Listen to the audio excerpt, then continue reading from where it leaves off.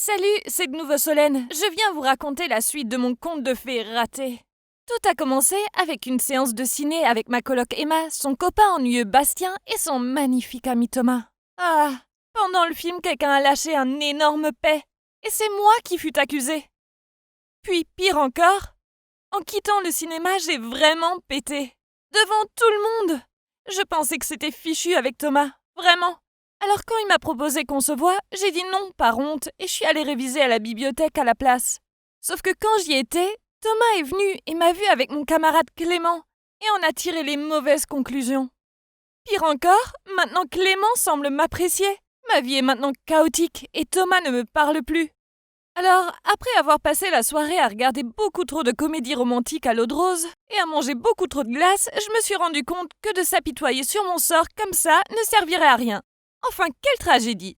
Je ne pouvais pas continuer à me cacher, non! Il fallait que je relève la tête et que je sois aussi brave que les personnages de mes comédies romantiques préférées. Alors, le lendemain à la fac, je me suis forcée à être aimable et à sourire en marchant derrière Emma et Bastien.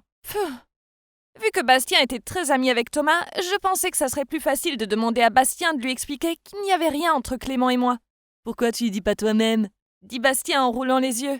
Non, je n'allais pas lui dire ça. J'étais trop nerveuse pour lui parler. Pourquoi dois-je lui expliquer directement? Tu fais comme s'il m'importait, dis-je en criant pour masquer ma gêne. Et à ce moment-là, Thomas est sorti de nulle part.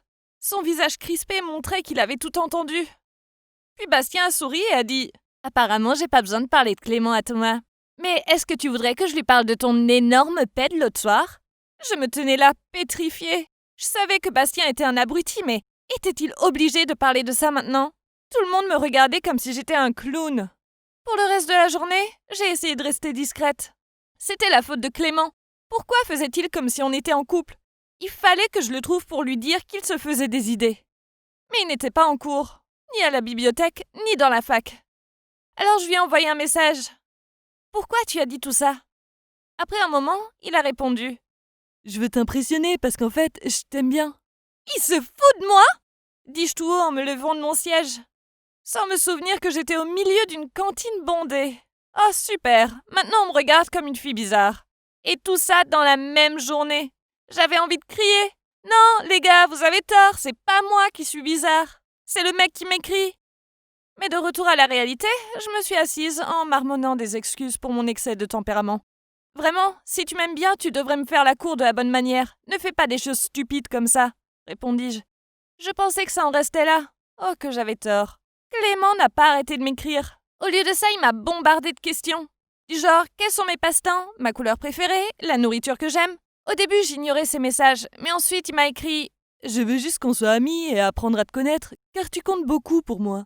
Si tu veux que j'arrête, alors je le ferai. » Ok, je m'en voulais un peu. Même si Clément était collant, c'était tout de même quelqu'un de sympa qui ne méritait pas un silence radio, alors je lui ai répondu. Quant à Thomas, les choses entre nous allaient très mal de toute façon. Il faisait comme si je n'existais pas. Et dès qu'il sortait avec les autres et moi, il restait sur son téléphone pour ne pas croiser mon regard. Quelle plaie! Un jour, la tension entre nous a même empiré. Cette fois, j'étais assise sur la pelouse de la fac avec eux trois, Thomas, Bastien et Emma, et Thomas m'ignorait comme d'habitude. Puis, sorti de nulle part, une fille en colère s'est approchée. On a tous regardé Bastien, car, soyons honnêtes, de nous tous, c'était celui de plus à même de déconner. Mais ensuite, cette fille m'a crié dessus. « T'es une mauvaise personne, Solène! Tu m'as volé Clément !» Elle a aussi ajouté qu'elle était la petite copine de Clément, mais plus maintenant car il était amoureux de moi. Hein? Que se passait-il? Je n'aimais pas Clément, lui dis-je. Mais elle était sûre que son Clément était trop bien pour être repoussé, à moins que j'avais déjà un petit copain. Avant que j'aie pu réfléchir à une réponse, Bastien a dit « Qui peut aimer Solène à part Clément ?» Bien, Bastien et ses remarques méchantes à nouveau. J'avais envie de le clouer au sol. J'ai répondu fièrement « Pour ta gouverne, il y a un très beau mec qui me court après, et peut-être qu'un jour je dirai oui. » En finissant ma phrase, j'étais surprise de voir Thomas soudainement partir en furie. Oh my god, c'était horrible! Maintenant Thomas pensait que j'avais quelqu'un d'autre. Ah, pourquoi ma vie était aussi chaotique? Puis, pour empirer les choses, environ une semaine plus tard, je suis sortie de cours et j'ai vu cette jolie fille dans le hall, Amélie. Elle draguait Thomas! Juste sous mon nez?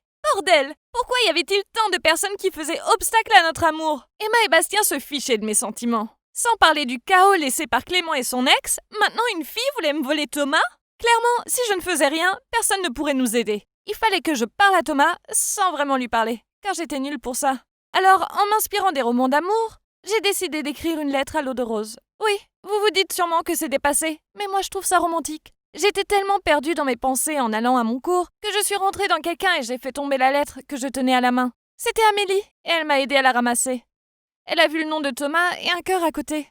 Oups. Puis elle m'a regardé un instant avant de dire « Je suis désolée pour toi, mais il faut que je te dise que Thomas a une copine. » Quoi? Mon cœur était littéralement brisé. Amélie m'a dit qu'elle avait demandé à Thomas de sortir avec elle et qu'il avait refusé car il aimait quelqu'un d'autre. Je m'imaginais Thomas fou amoureux d'une autre et j'étais tellement jalouse. Évidemment, je n'avais pas le courage d'aller à mon cours, alors j'ai séché et je suis rentrée chez moi, avec la lettre d'amour que je devais lui donner au fond de mon sac. Plus tard ce soir-là, je suis allée faire une longue balade pour m'aérer l'esprit. C'est là que Clément m'a écrit. « Pourquoi tu m'as pas dit que t'avais quelqu'un? Pourquoi lui et pas moi ?» Clairement, l'ex-folle de Clément lui avait tout raconté. Je n'avais pas la tête à lire ça maintenant. Il m'avait causé assez d'ennuis. Alors, j'ai envoyé un message très clair sur mes sentiments. J'ai menti. Il n'y a personne d'autre. En fait, j'ai un amour non réciproque pour Thomas. Désolée.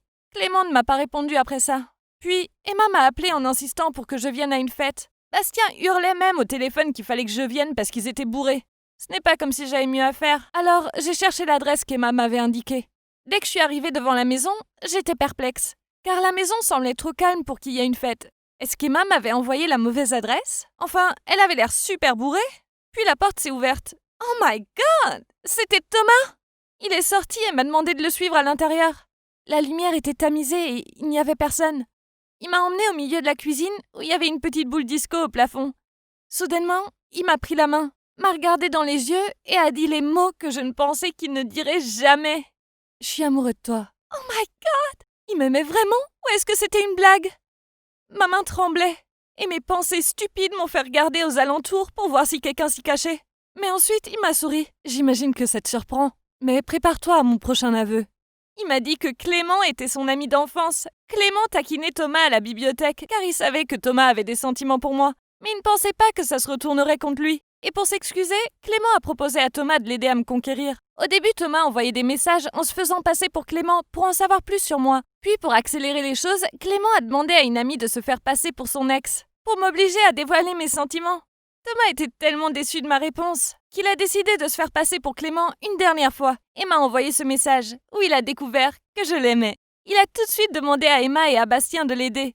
Waouh, son plan était tout sauf commun. Mais la manière dont il m'a tout avoué avec gêne a fait bondir mon cœur. J'acquiesçai en signe de pardon. « Merci », dit-il en souriant. Je voyais son visage s'approcher lentement du mien sous la lumière vacillante. Ça y est, ça allait être notre premier baiser. Mais ensuite, j'ai entendu un énorme paix. Quoi? Bastien, Emma et Clément sont apparus devant la porte d'entrée et rigolaient à gorge déployée.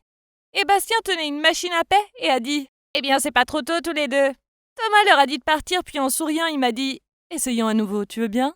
J'ai acquiescé et on s'est embrassés, les papillons dans le ventre. Et voilà comment je me suis retrouvée avec le copain le plus mignon de la Terre. Oh, attendez un instant, mon histoire n'est pas terminée.